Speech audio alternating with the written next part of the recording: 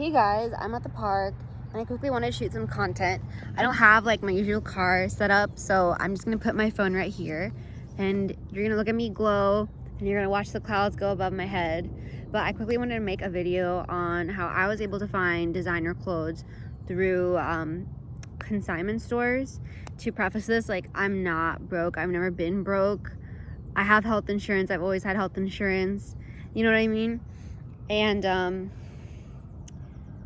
I have always found ways to be really crafty with my budget, because when I was younger, I used to make money without my parents knowing about it.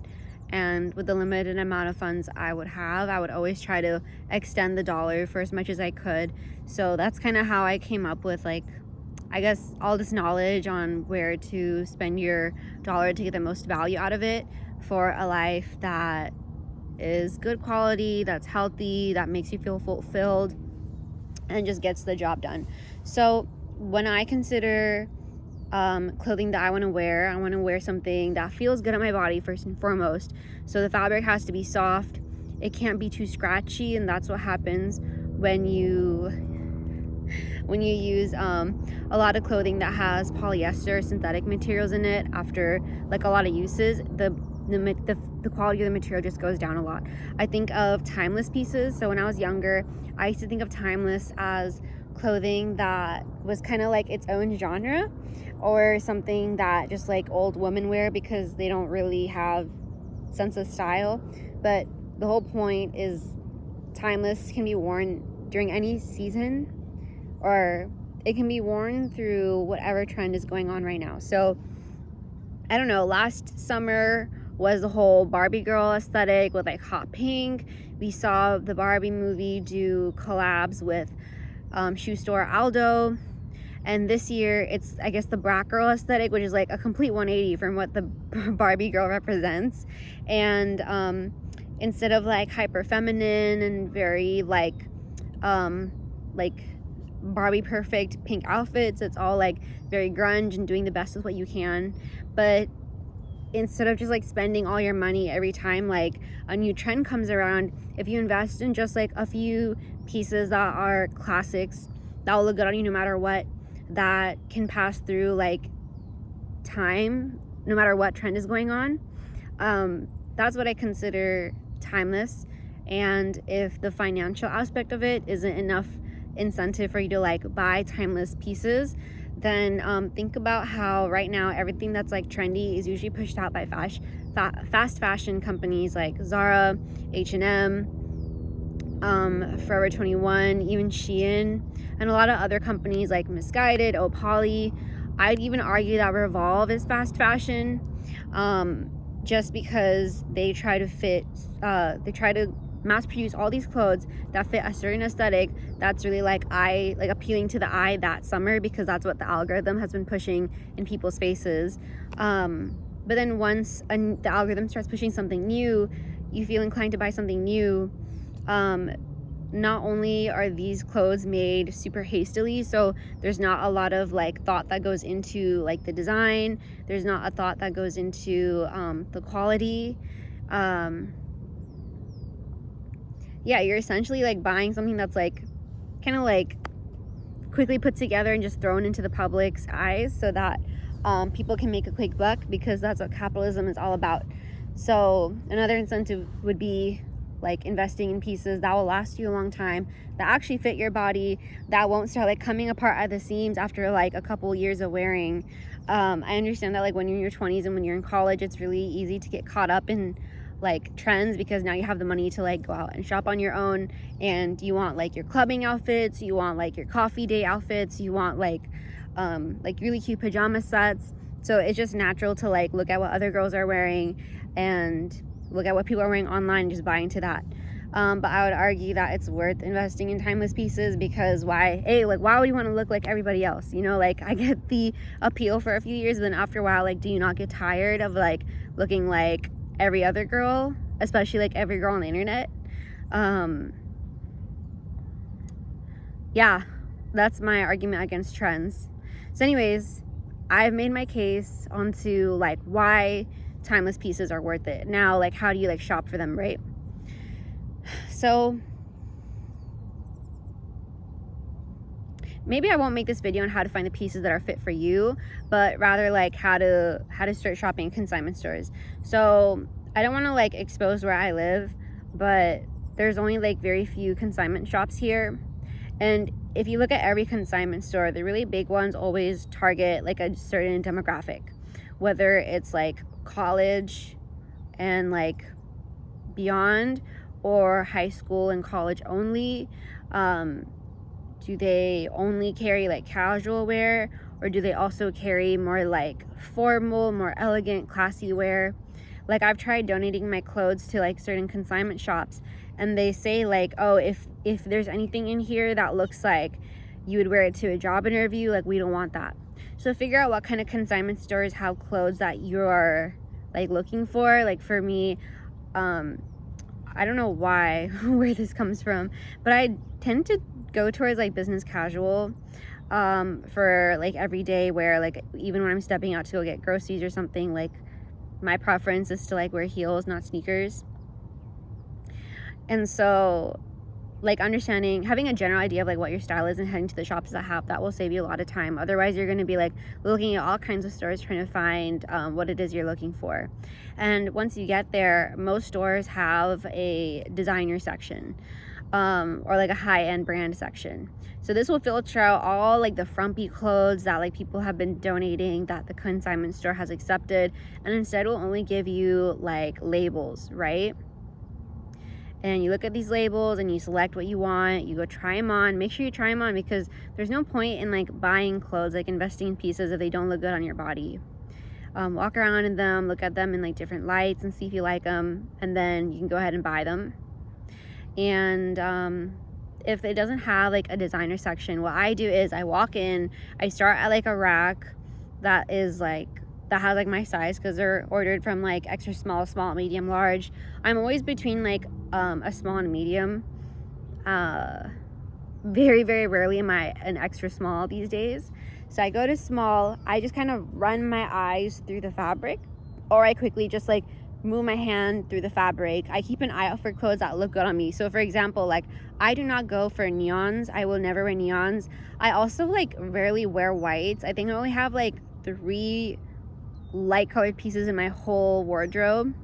So don't even like waste your time looking at like the sliver of fabric that is not something that you're looking for. So before you go in, I guess like have like an idea, like assess your current wardrobe, assess what looks good on you and what you really like wearing, and then go in with that like color palette in your mind.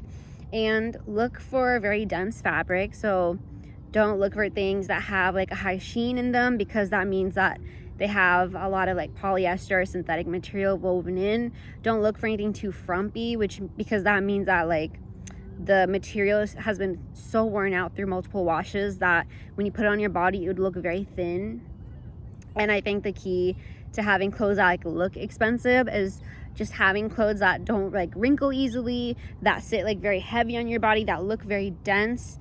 I think that itself gives you so much of a different look, as opposed to like if you've bought from like Shein or Fast, or like even like Princess Polly, like when you put on the clothes, unless you spend like $50 on this item, it's very, very thin, very, very sheer, easily wrinkled.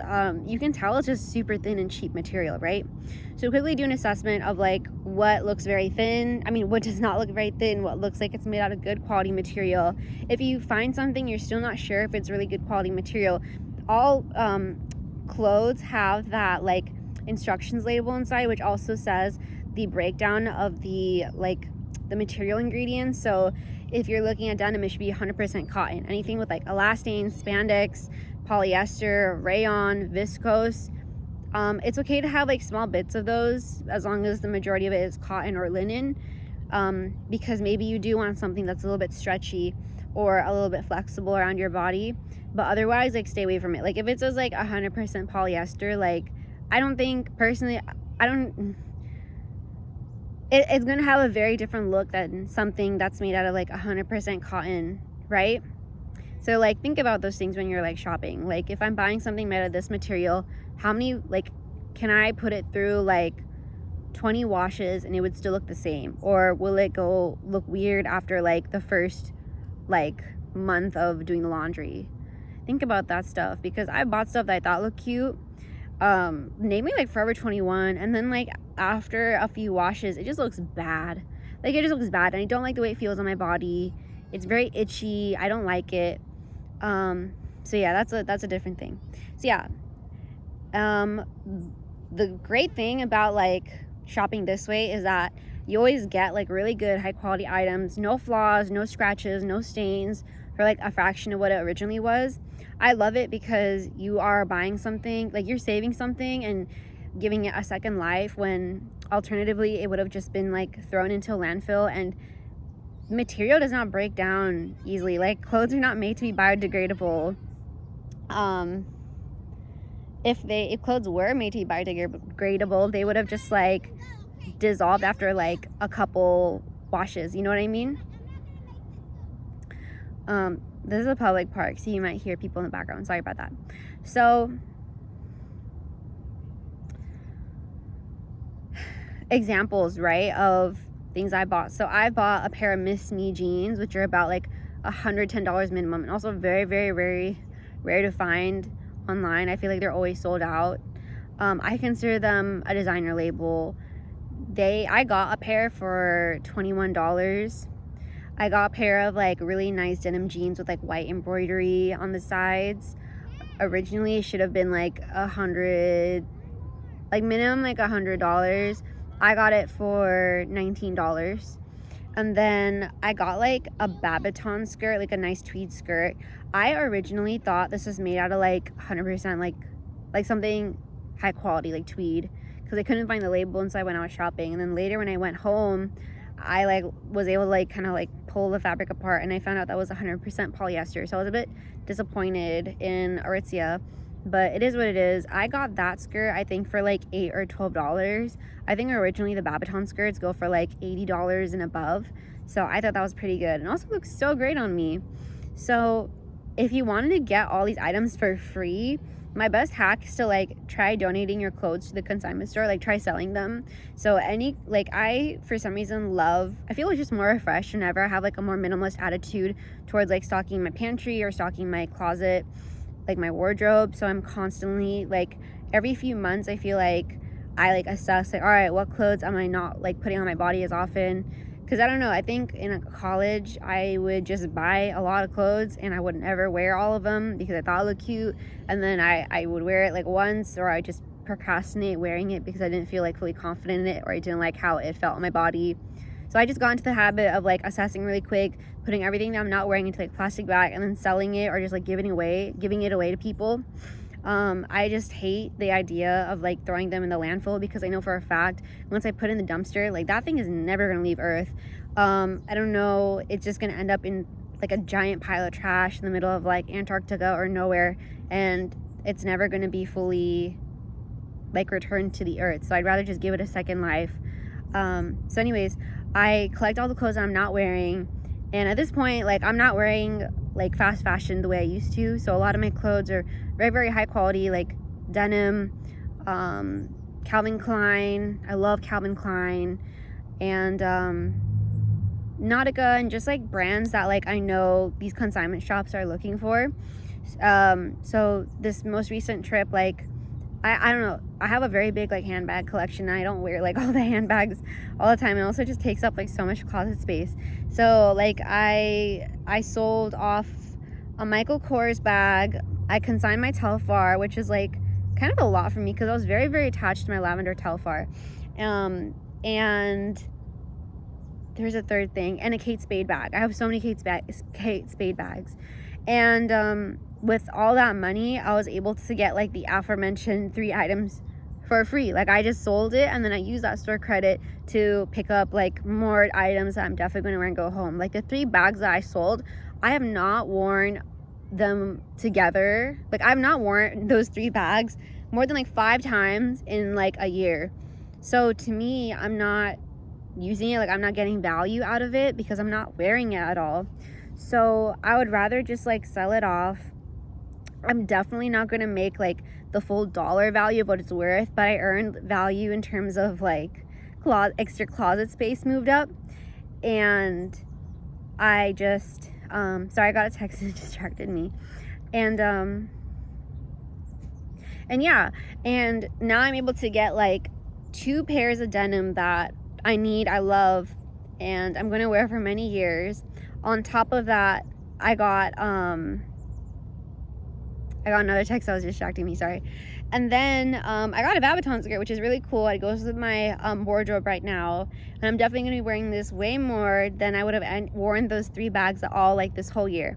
So this is my case on like why you should switch to like more like timeless pieces. And you could argue like Miss Me isn't timeless. You could argue the Babaton tweed skirt is not timeless, but there's a lot of timeless pieces that you can get at a consignment shop, and they can be very high end. Like I've seen Kate Spade, I've seen Louis Vuitton. I don't even remember all of them, to be honest with you.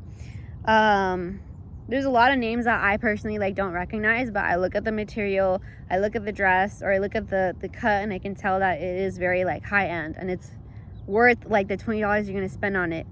And so yeah, save the world, save your style, save your wardrobe, and save your money, and just go to consignment shops and like check that out. So I hope you enjoyed this video. I hope it was a good breakdown, and I'll see you guys in the next video. Have a great day. Bye bye.